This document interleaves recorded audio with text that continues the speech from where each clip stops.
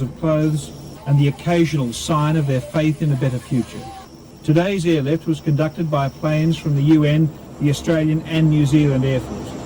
In all, they brought out close to 1,300 refugees and more than 100 United Nations staff. The UN claims there are hundreds of thousands of people who've been made homeless in East Timor. In fact, we estimate that only a minority of the population of East Timor are currently in their homes, and the great majority of the population are currently displaced. From the airport, the refugees had a short bus ride to Darwin Showgrounds, their home for the immediate future. For the adults, more forms and processing, but some of the children at least showed signs of recovery. Today's massive airlift has brought the total of refugees and foreign nationals evacuated from East Timor in the last week to more than 2,500. The federal government says the refugees will be able to stay as long as is necessary. We are granting visas for 3 months. There is a capacity for them to be extended. Once they undergo processing and health checks, the refugees will be resettled to 2 military bases, at Puckapunyal in Victoria and Lewin in Western Australia, in similar circumstances to the Kosovo refugees. And this is what the refugees and the UN have left behind. Dili is now a devastated city, virtually deserted, street after street burnt out.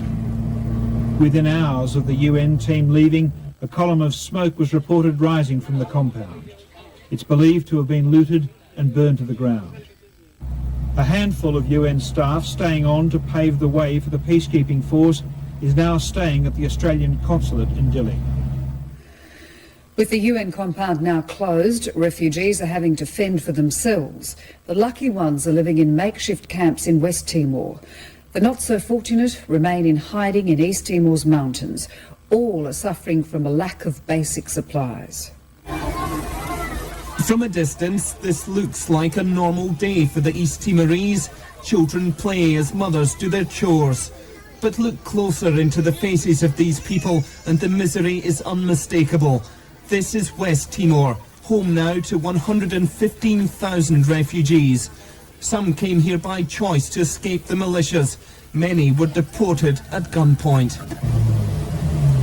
Desperate for sanctuary, the people have set up camps wherever they can. No aid has reached here yet, and the authorities are struggling to cope.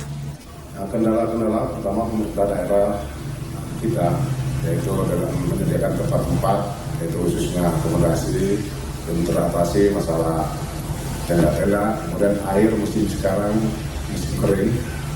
Adding to their plight, militia gangs are now said to be roaming these camps with impunity. Those suspected of being pro-independence activists are attacked, intimidated, and in some cases murdered. But it's in East Timor itself that the people are suffering most. These refugees fled the militias and the military. Now their lives are being threatened by the lack of water and food. Rations of rice have all but run out. Families are foraging for any food they can find. Hundreds of thousands of people are living this hellish existence. The United Nations believes many will die in the coming days without proper supplies. In Darwin, that aid is packed and ready to go. The Indonesians gave permission last night for food drops to begin. But like so much of this crisis, progress has been bogged down by politics and logistics. The first airdrops won't begin until tomorrow at the earliest. It could be a fatal delay in what the United Nations concedes is a race against time. These are the pictures that show the tragedy of East Timor continuing to unfold. The peacekeepers may be coming, but for the Guterres family, they are already too late. These girls have just witnessed their mother being gunned down by Indonesian troops. Her body lies nearby. She was shot in the head. And in the hills above Dili, where the family was taking refuge, there is nothing anyone can do to save her. She is but one victim of the Indonesian military and militias. Exactly how many have died at their hands in the last few days is impossible to say. The cameraman who filmed these scenes for ITN has spent the last 3 days with the thousands of refugees hiding in the hills from the marauding militias out to rid East Timor of anyone who voted for its independence. They took him to the plantation where the shooting took place. And they shot randomly to this area, and that's why the woman was shot. Indonesian troops, he was told, sprayed the area with bullets in order to frighten and intimidate the refugees. It was here Isabel Guterres died. Several others were injured. They came with a gun and they are very cruel, you know. They're just, for us, they're like a wild animal. It's very dangerous and it's a terrible thing for us. It'll be some time yet before an international force is ready to go, and many here fear the militias will take advantage of the delay for a final onslaught against a people who this evening remain defenceless. The wrangling over the makeup of the peacekeeping force in East Timor means there'll be no foreign troops there before the weekend. But the Howard government... The federal government is adamant that when the troops arrive in East Timor, they'll be mostly Australians. There's absolutely no embargo at all from Indonesia on Australia's position whatsoever, participating in the coalition and or leading it. The head of the armed forces in Queensland, Major General Peter Cosgrove, will lead the force, but even if the United Nations gives the go-ahead tomorrow, deployment will take some days. Say by the weekend. And while the rules of engagement have yet to be worked out, it's a force with teeth. The Australian Defence Force will be given every opportunity to defend themselves if they come under fire. The commitment, however, has much wider ramifications, the Prime Minister signalling the need to increase defence spending.